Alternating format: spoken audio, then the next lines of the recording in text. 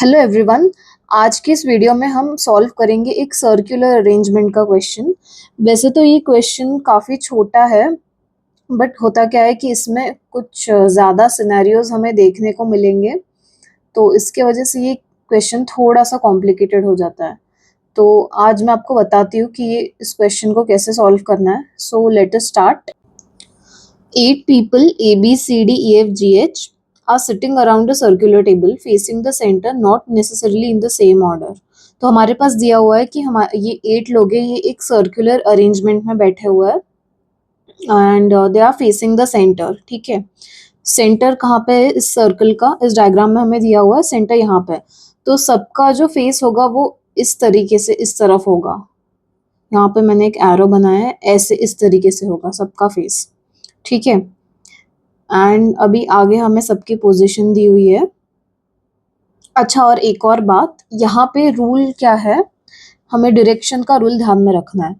जब भी हमारे पास क्वेश्चन में दिया है कि the person is facing towards the centre, तो हमें यहाँ पे क्लॉकवाइज को लेफ्ट लेना है और एंटी क्लॉकवाइज को राइट लेना है। क्लॉकवाइज यानी इस तरफ जो हम जाएंगे ऐसे, इसे हमें लेफ्ट देखना है, और जो एंटी क्लॉकवाइज है जो यहाँ से ऐसे होके जाएगा, यहाँ पे हमें राइट देखना है। ठीक है, सो अभी हम आगे देखते हैं कि इस क्वेश्चन में क्या दिया हुआ है। F is sitting third to the right of D। ठीक है, तो पहले हम यहाँ पे D को रख देंगे और इसके थर्ड टू द राइट में F। ये राइट अगर हमें देखना है तो राइट हमें एंटी क्लॉकवाइज जाना पड़ेगा, तो एंटी क्लॉकवाइज इस तरफ होगा, इसके थर्ड टू द राइट, ये first to the right, second to the right, third to the right. यहाँ पे हम F को रख देंगे। ठीक है, अब यहाँ पे हम D की कोई भी पोजीशन ले सकते हैं, बिकॉज ये सर्कुलर अरेंजमेंट है, तो D को कैसे भी हम रखे तो कोई फर्क नहीं पड़ता। तो अभी हमने फिलहाल के लिए यहाँ पे D को रखा है। अभी नेक्स्ट कंडीशन देखते हैं हम। There is only one person sitting between D and A। ठीक है, अब हमें यहाँ पे A की पोजीशन कुछ इस तरीके से रखनी होगी जिससे कि D और A के बीच में एक ही पर्सन है। तो अब हमारे पास A के लिए दो पोजीशंस बचती है, एक तो यहाँ पे और एक यहाँ पे। इससे क्या होगा, यहाँ पे D और A के बीच में एक ही पर्सन आएगा, सिमिलरली यहाँ पे D और A के बीच में एक ही पर्सन आएगा। और अभी नेक्स्ट कंडीशन देखते हैं। There are only 3 people sitting between A and B। ठीक है, अब हमें यहाँ पे B की पोजीशन कुछ इस तरीके से रखनी होगी कि जिससे कि A और B के बीच में 3 ही लोग आए। ठीक है, अब हमें यहाँ पे सपोज हमें यहाँ पे अभी केस बाय केस अज्यूम करना है। सपोज हमने A की पोजीशन हमें यहाँ पे रखनी पड़ रही है, तो इस हिसाब से B की पोजीशन हम कहाँ पे रखेंगे कि जिससे कि A और B के बीच में 3 ही लोग आए। यहाँ पे 1 2 3, यहाँ पे 3 लोगों का गैप है। सिमिलरली यहाँ से भी हम देखें तो 3 लोगों का गैप है। तो सिमिलर, तो इस सब को ध्यान में रखते हुए हम यहाँ पे B की पोजीशन को रखेंगे। और सिमिलरली अगर हम A को यहाँ पे रखते हैं, A की पोजीशन हम यहाँ पे रखते हैं, तो 3 लोगों को छोड़ के हमें B की पोजीशन, तो सिमिलरली 1 2 3 ऐसे करके B की पोजीशन हमें यहाँ पे मिलेगी।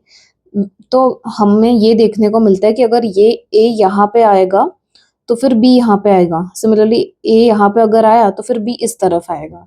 ठीक है, अभी नेक्स्ट कंडीशन देखते हैं। G is an immediate neighbour of A। तो G को हमें A का इमीडिएट नेबर बनाना है, तो यहाँ पे भी हमें 2 केसेस देखने को मिलेंगे, 2 नहीं एक्चुअली 3 केसेस देखने को मिलेंगे। अभी देखते हैं। सपोज अगर हमने अभी A को यहाँ पे रख दिया, तो इसका इमीडिएट नेबर G हो, ऐसी कौन सी पोजीशन है, एक तो ये पोजीशन या फिर ये पोजीशन, बट यहाँ पे हमने ऑलरेडी F की जगह फिक्स कर दी है, तो इसलिए हम G को यहाँ पे रखेंगे।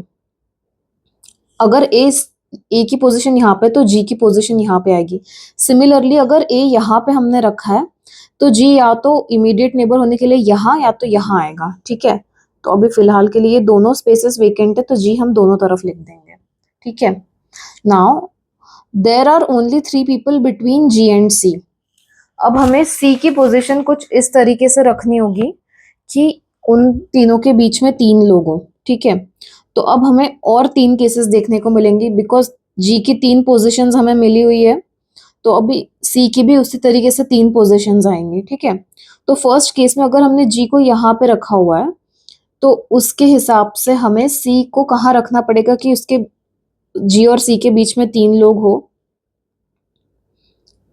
यहाँ पे 1 2 3, सिमिलरली यहाँ से भी देखा तो जाए तो 1 2 3 लोगों का गैप आएगा, तो उसके हिसाब से हम सी को यहाँ पे रख देंगे, ठीक है। और फिर अगर हमने जी को, सेकंड केस ऐसा होगा कि हम जी की पोजीशन यहाँ पे रहेगी, तो उस हिसाब से 1 2 3 यहाँ पे 3 लोगों की जगह छोड़ के हम सी को यहाँ पे रख सकते हैं। अब थर्ड केस ऐसा आएगा कि हमने जी की पोजीशन यहाँ पे मिल रही है, तो अगर हम यहाँ से देखें तो हमें सी को 1 2 3 प्लेसेस छोड़ के यहाँ पे प्लेस करना पड़ेगा, लेकिन यहाँ पे हम सी को नहीं रख सकते बिकॉज यहाँ पे ऑलरेडी एफ की पोजीशन हमने फिक्स कर दी है, तो इसलिए यहाँ पे हम जी को नहीं रख सकते, ठीक है। यहाँ पे जी की पोजीशन नहीं आएगी, ठीक है। अभी नेक्स्ट केस देखते हैं कि E is second to the right of G, ठीक है। अब हम हमारे पास G की 2 पोजीशंस की पॉसिबिलिटी बनती है, एक तो यहाँ एक तो यहाँ, ठीक है। अभी हमें क्या दिया है, E is second to the right of G। अभी सपोज हम G को यहाँ पे रखते हैं, फर्स्ट केस में अगर हम G को यहाँ पे रखते हैं, तो इसका सेकेंड टू द राइट कौन सा होगा, ये फर्स्ट टू द राइट, ये सेकेंड टू द राइट। यहाँ पे हमें E को रखना पड़ेगा, बट हम यहाँ पे E को नहीं रख सकते बिकॉज हमने यहाँ पे ऑलरेडी F की पोजीशन फिक्स कर दी है। तो अगेन हमारे पास क्या आता है कि हम यहाँ पे फिर से G को नहीं रख सकते। अब हम G को यहाँ पे रख के देखते हैं। G को सपोज हमने यहाँ पे रख दिया, तो इसके first to the right, second to the right, यहाँ पे वेकेंट स्पेस थी, यहाँ पे G को कैंसिल किया था हमने, तो यहाँ पे वेकेंट स्पेस बच गई, तो यहाँ पे हम E को रख सकते हैं, बिल्कुल रख सकते हैं। अभी ऑल इन ऑल हमारे पास D की पोजीशन फिक्स थी, F की पोजीशन फिक्स थी, और यहाँ से हमने G की पोजीशन निकाली थी जो कि यहाँ पे है, तो G को हम यहाँ पे रख देंगे। अगर G यहाँ पे आया तो इसके 3 प्लेसेस छोड़ के हम C को यहाँ पे रखना पड़ेगा। यहाँ पे C आया, ठीक है। अगर G यहाँ पे है तो इसके सेकेंड टू द राइट में, मतलब यहाँ पे E आएगा, तो यहाँ पे हमें E की भी पोजीशन मिल गई। एंड और क्या दिया हुआ है कि और G is an immediate neighbour of A दिया हुआ है, तो यहाँ पे हमें, यहाँ पे A और B की पोजीशन हमने डिसाइड की थी, जो कि यहाँ पे यहाँ पे कहीं पे भी हो सकती है, लेकिन यहाँ पे G है तो इसलिए हम A को यहाँ पे रख देंगे।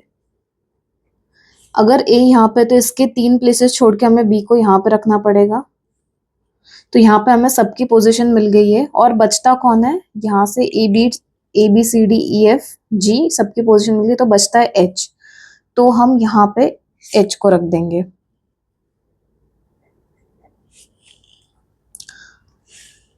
यहाँ पे हम H को रख देंगे।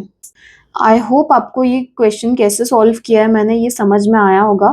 If you have any doubt with this question, या फिर जो मेथड मैंने एक्सप्लेन की है, आपको उससे रिलेटेड कुछ भी डाउट है, आप उन्हें प्लीज़ कमेंट सेक्शन में डाल दीजिए।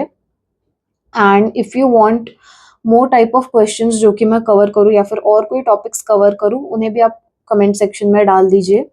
So thank you so much for watching this video and keep watching for more such questions. Thank you.